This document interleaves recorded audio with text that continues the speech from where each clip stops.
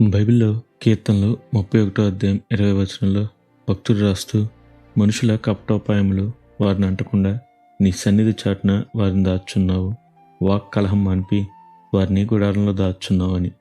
ఈరోజు నిష్కారణంగా మీపై ఇతరులు దూషణలు చేస్తున్నారా? కారణమే లేకుండా మీపై చెడ్డ మాటలు చెప్తున్నారా? అయితే వినండి, ఈరోజు దేవుడు మీతోనే మాట్లాడుతున్నాడు. మరి ఈ రోజును దేవుని వాక్యదానంతో ప్రారంభిద్దామా?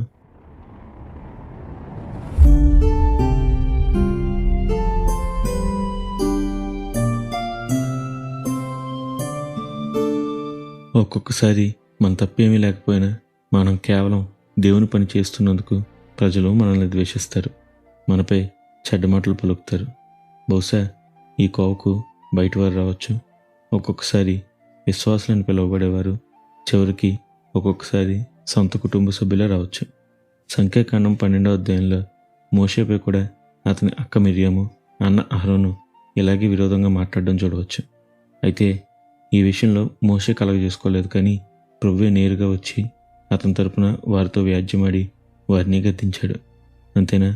మరోమారు కోరహ కుటుంబం అతనితో కొందరు మోషేపై తిరగబడినప్పుడు దేవుడు మరలా కలుగు చేసుకున్నాడు.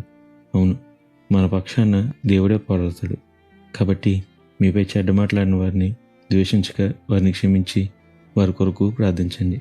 అప్పుడు మీ పక్షాన ప్రభువే పోరాడి మీకు ఘనతను, మంచి పేరును కలుగజేస్తాడు. అట్టి గొప్ప ధన్యత దేవుడు మనందరికీ దయచేయునుగాక. నిత్యం ఘనత, మహిమ, ప్రభావములు యేసుక్రీస్తు నామమునకే కలుగునుగాక. ఆమెన్. హల్లెలూయా.